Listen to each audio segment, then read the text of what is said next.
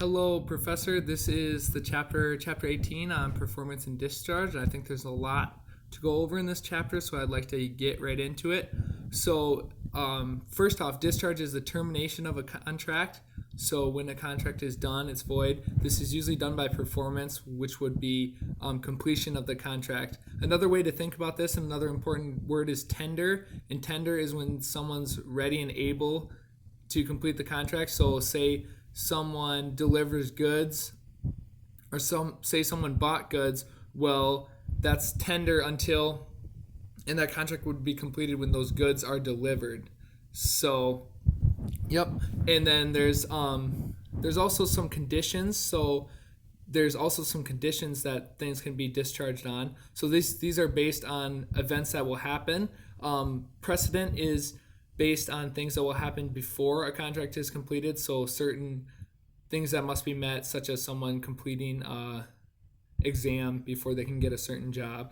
Subsequent is you have to do the contract by a certain amount of time. And then concurrent is things must happen simultaneously. So again, you must exchange money to get certain goods. There's also two types of contracts. There's two different languages in contracts. So there's express, which is written or orally talked about. Those are in writing. It's expressed that you have to do this. And then there's also implied, which is not in language, but it's implied based on the words or how the contract is written that certain things are going to happen.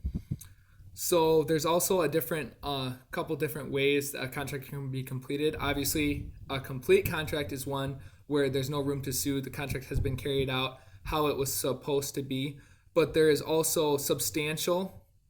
So it means it was kind of like partially completed, but the contract can still be enforced for the rest of the contract, and a party can sue for damages. And then this is usually... So substantial could also be they didn't complete it at all. And this is, there's a couple different ways where you see if something's substantial or complete. One is the satisfaction. So there's personal satisfaction.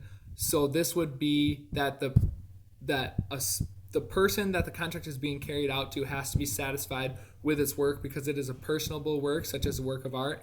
And then there's satisfaction with a reasonable person. So say you are doing something like plumbing and the plumbing is done. Well, if it's done reasonably well, someone would be satisfied. So then the contract is carried out. There's also something called breach of contract, which is obviously non-performance of that contract. So this is worse than substantial completion. So this is material breach of contract would be something that you can sue for, and then there's also minor where the contract is not excused and they have to keep carrying it out. But a material breach of contract would be non-performance and someone can sue for it. So an example of this is anticipatory repudiation. So this is something like the refusal to carry out a contract. So this would be a material breach of contract, and then someone would sue because they did not carry out the contract. There's also a couple things. You could have a discharge by agreement. So this is like something like mutual rescission. So you both agree that the contract is void now and you are moving past it. There's also novation. So novation would be moving one person's obligation to another third party and then voiding that person of the obligations in their contract. There's also satisfaction, which is satisfaction would be a modification of a contract to have new performance in that contract or something different in that contract, so that these things must be met. So they have to write up a new contract to show these different needs that must be met in the contract. So there's also discharge by law, which means that the law is voiding the contract and it cannot be completed.